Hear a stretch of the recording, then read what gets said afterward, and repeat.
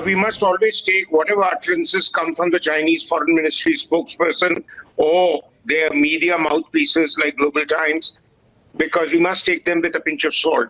Because what happens is that, one, China always works to a plan, and China also gives responses which are tied up across the level, all mouthpieces, whether official or quasi-official like these newspapers.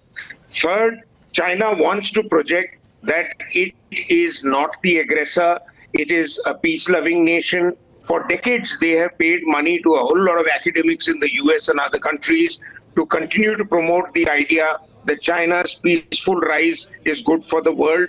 America has now learned it the hard way, so are many other countries in Southeast Asia learning.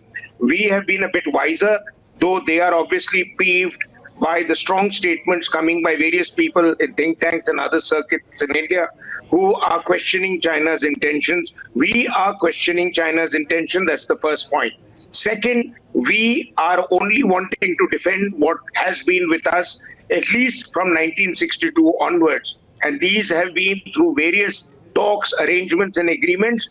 Unfortunately, it is China which has come towards now, particularly the Galwan Valley and the northern areas of Pengyongso Lake, because these were areas they were never there. And the confrontation has started because we sent out patrols as a routine matter.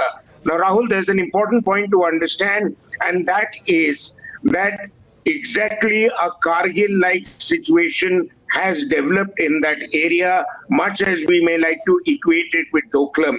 In Doklam, we had stood firm on the Sikkim front when they were trying to make roads. We moved away after the 72 standoff, and after the 72 days, they quietly started going back to road building. Here we are building the road, so it's an opposite of Doklam type situation. But most important, they have encroached on a lot of territory where they were never there in the past. Right. And China will never agree to any information you put in front of them, because the central point of departure is twofold.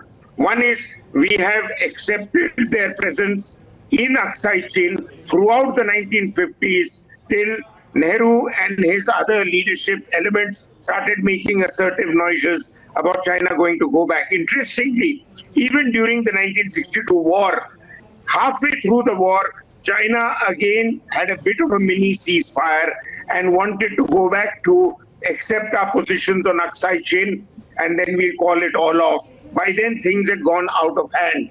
China has been adamant on encroaching in Aksai Chin and west of that to try and ascertain their entire hold in the area. So anybody in India, whether from the ruling party or opposition, makes any chest thumping statements that Indian territory will not be given, Indian territory will be taken back.